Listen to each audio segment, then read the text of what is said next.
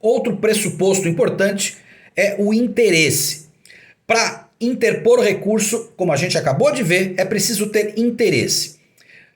No plano recursal, o interesse ele é definido pela expressão sucumbência. Ou seja, haverá interesse recursal toda vez que a parte recorrente demonstrar que foi vencida, que teve uma pretensão afastada, que teve um direito não reconhecido, ainda que mínima parcela dele não tenha sido reconhecido. Portanto, só terá interesse recursal aquele que for sucumbente. Sucumbir, na língua pátria, é ser derrotado, é perecer. Portanto, quem sofre um prejuízo em razão de uma decisão judicial tem interesse suficiente para interpor recurso.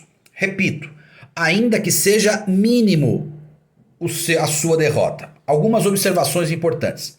A derrota a que me refiro é a derrota que integra a parte dispositiva da sentença. Vou dar um exemplo.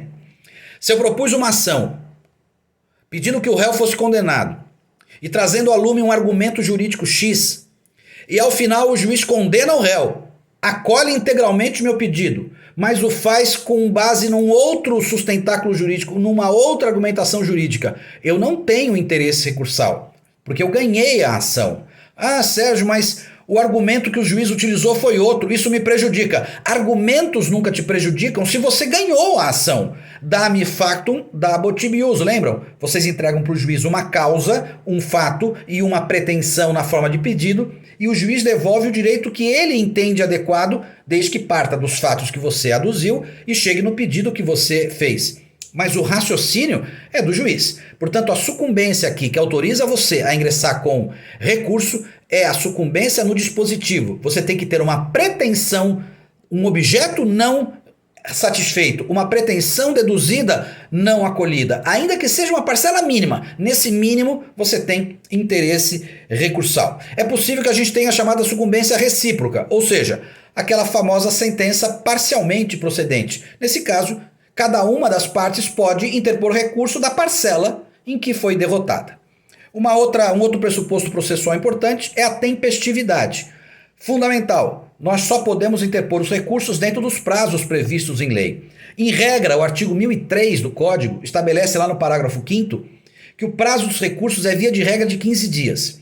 Exceto os embargos de declaração, cujo prazo é de 5 dias. Então, normalmente, o prazo é de 15 dias. Significa que a gente tem que contar, lembram? Só em dias úteis, se o primeiro dia que seria o primeiro dia cair num feriado, no sábado, domingo, a gente posterga para o último dia, para o dia útil seguinte. Se o 15º cair num dia que não seja útil, a gente afasta até chegar ao primeiro dia útil. Lembra aquelas contagens em dobro?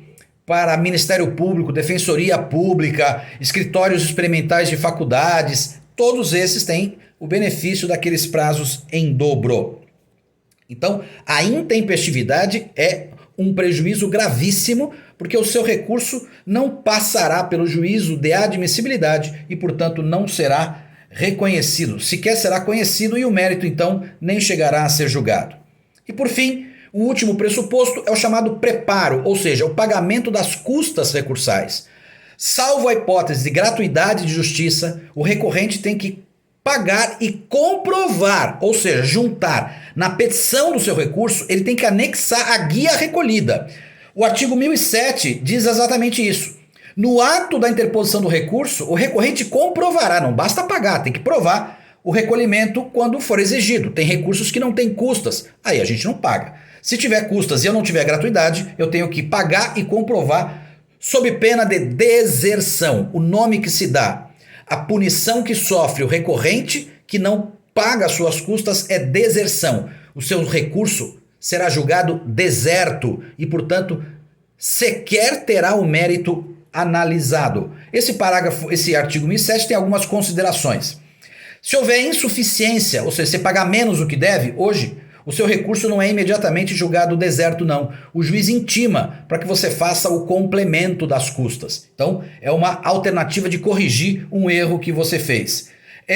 Aquele que se quer comprovar que fez o recolhimento, eles também vai ter chance de fazer, será intimado, só que agora o recolhimento vai ser em dobro. Ou seja, se você pagou, mas pagou menos, é intimado para complementar. Se você interpôs o recurso e não pagou nada, será intimado para complementar integralmente, só que agora o dobro do valor das custas.